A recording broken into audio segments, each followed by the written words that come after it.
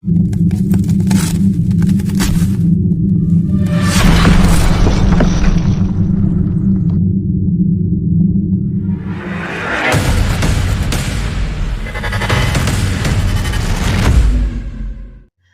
से जुड़ी 10 प्रमुख बातें। नंबर 1 में है अपलोड किए जाने वाले सभी दस्तावेज जेजीपी, जेपीईजी, पीएनजी या पीडीएफ फॉर्मेट में ही होने चाहिए। अन्य किसी फॉर्मेट में दस्तावेज एक्सेप्ट नहीं होगा, स्वीकार नहीं होगा। ठीक है, एक्सेप्ट नहीं होगा तो किसी और फॉर्मेट में जो है आपका दस्तावेज एक्सेप्ट नहीं करेगा जो है सिस्टम। ठीक है। दूसरे नंबर 2 में है आवेदक के पास आधार नंबर, उसमें लिंक मोबाइल नंबर और एक ईमेल आईडी होना ज़रूरी है। पूरी प्रक्रिया में हमेशा एक ही मोबाइल नंबर और ईमेल आईडी का उपयोग करना है। ये मैंने पहले भी आपको बताया कि आवेदक को जो है आधार नंबर के साथ उसका मोबाइल नंबर लिंक होना चाहिए। ठीक है, और ये लिंक जो है यही मोबाइल नंबर आपको यूज़ करना है। ठीक है, इसी मोबाइल नंबर पे आपको ओटीपी आएगा। अगर आप कोई दूसरा मोबाइल नंबर यूज़ करते हैं तो आपको ओटीपी प्राप्त नहीं होगा, उस पे ओटीपी नहीं आएगा। तो जो आधार नंबर से आपका मोबाइल लिंक है वही वो आधार नंबर जो है आप यूज़ कर सकते हैं, वही मोबाइल नंबर आप यूज़ कर सकते हैं। और आपको जो है ईमेल आईडी एक होना ज़रूरी है, क्योंकि मैंने पहले भी बताया कि ईमेल आईडी पर ही आपको जो है पासवर्ड आएगा, उसी पासवर्ड को आपको यूज़ करना है। तो ये चीज़ें जो है अब आपको रजिस्ट्रेशन करने के लिए ज़रूरी है। ठीक है, तो ये चीज़ें आपके पास होनी चाहिए। नंबर 3 आवेदन पूरा भर लेने और सभी दस्तावेज़ अपलोड करने के बाद प्रीव्यू का ऑप्शन आएगा। इसमें पूरे आवेदन को सही तरीके से जाँच लें और ज़रूरी होने पर बदलाव कर ठीक करें। कि आवेदन पूरा भरने के बाद दस्तावेज़ अपलोड करने के बाद मतलब डॉक्यूमेंट्स जो है सारे डॉक्यूमेंट्स आपने अपलोड कर दिए, पूरा आवेदन आपने भर दिया, उसके बाद आप प्रीव्यू के ऑप्शन पे जाके आवेदन को देख सकते हैं। अगर आपको लगता है कि उसमें कहीं कोई गलती हो गई है तो आप उसको एडिट कर सकते हैं, उसको ठीक कर सकते हैं, बदलाव कर सकते हैं। ठीक है। नंबर 4 में आवेदन सबमिट करते ही आपके सामने रसीद आ जाएगी। मतलब आवेदन जैसे ही करेंगे आपको वहाँ पे एक रसीद जो है दिखाई देगा कि आपका आवेदन सबमिट हो गया सक्सेसफुल। जैसे बहुत सारी चीज़ों में आप देखते हैं कि बहुत सारी चीज़ों में ऐसा आता है कि your submitted your submission is successful ऐसा करके आता है। तो वैसे उसी तरह से आपको आपके आवेदन सबमिट करते ही आपके सामने रसीद आ जाएगी। इसका प्रिंट अपने पास निकाल कर रख लें आप, ज़रूरी है, ये तो ज़रूरी चीज़ है कि आप जब सबमिट किया है तो उसका रसीद जब आया है तो रसीद कहीं आपको जाने के लिए किसी ऑफ़िस में जाके रसीद लेने की ज़रूरत नहीं है, आपको उसका प्रिंट ले लेना है और प्रिंट लेके अपने पास रख लेना है। ठीक है। नंबर 5 में यह योजना असीमित नहीं है। मतलब यह योजना असीमित नहीं मतलब ये अनलिमिटेड नहीं है, यह सीमित है। इसका जो है दायरा है, मतलब इसमें लिमिट है कि 10,000 लोगों को मिलेगा या 12,000 को मिलेगा या 20,000 लोगों को मिलेगा, ये इसलिए यह सीमित है। यानी हर योजना के तहत लाभुकों की संख्या निर्धारित की गई है। इसकी जानकारी आप अपने जिला, मैंने बताया था पहले, जानकारी कहाँ से मिलेगा? अपने जिला उद्योग केंद्र के महाप्रबंधक से ले सकते हैं। लाभुकों को ही योजना का लाभ मिलेगा। जिनका नाम चुना जाएगा उनका ही वो लोग जब सबमिट करेंगे तो उनके पास जब ये आपका डॉक्यूमेंट जाएगा, आपका सारा चीज़ सही होगा, वो लोग उनको जो है ना वेरीफ़ाई करेंगे।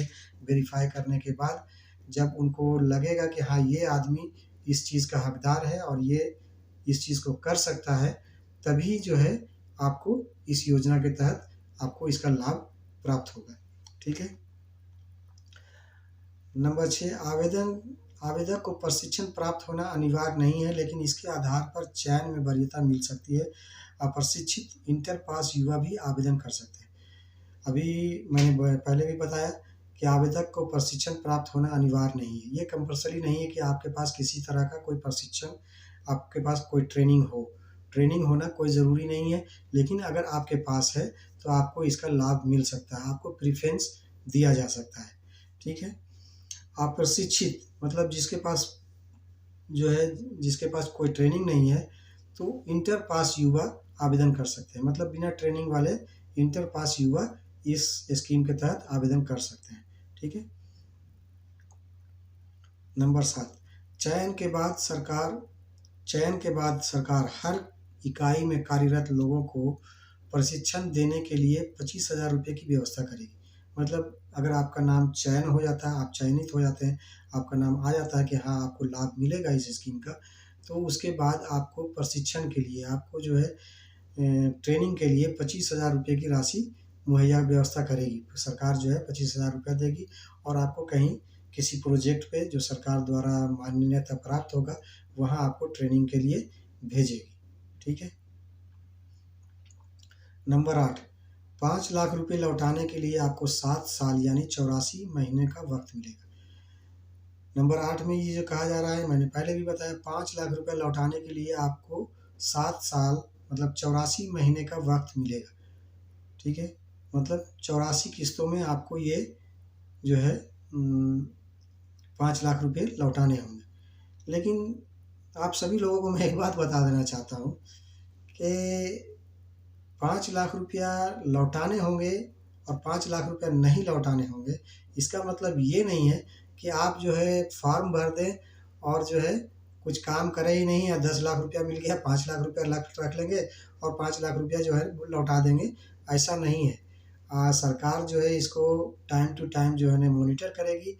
आप अगर काम करना चाहते हैं, अगर आप जो है बिज़नेस करना चाहते हैं, रोज़गार करना चाहते हैं, तो आप जो है इस लोन के लिए अप्लाई करें, वरना आप इसको ना करें तो बेहतर है। क्योंकि अगर आप इस मकसद से अप्लाई करेंगे कि 5 लाख मिलेगा और 5 लाख रुपया जो है नहीं देना है, तो चलो ले लेते हैं, तो ये जो है ठीक नहीं है, क्योंकि सरकार इसको मॉनिटर करेगी। आप बिज़नेस अपना जो है बिज़नेस एस्टेब्लिश करेंगे तो आपको ये अनुदान माफ़ होगा। अगर आप बिज़नेस चलो ठीक है 2-4 महीने के लिए कर लिया, बाद में समेट बोरिया बिस्तरा समेट के साइड हो गए और चलो ख़त्म हो गया कहानी, ऐसा नहीं है। आप जो है इसको अच्छे से एस्टेब्लिश करिए और इससे कमाइए। ठीक है, 5 लाख रुपया आपको सरकार की तरफ से मिल रहा है, 5 लाख रुपया ही आपको जो है देना पड़ रहा है, तो आपके ऊपर कम से कम एक बोझ तो कम है, 5 लाख रुपया का ही बोझ पड़ रहा है। ठीक है, तो 5 लाख रुपया का आपको बोझ पड़ रहा है, तो ये 5 लाख रुपया के लिए आपको 7 साल का वक्त भी मिला है, तो आप अपने रोज़गार में मेहनत करिए और उसको जो है बढ़ाइए आगे, ताकि आप आराम से ये 5 लाख रुपया जो है आप सरकार को वापस कर सकें। और 5 लाख रुपया आपके लिए जो है बल्ले-बल्ले है, आप हैप्पी हो जाइए।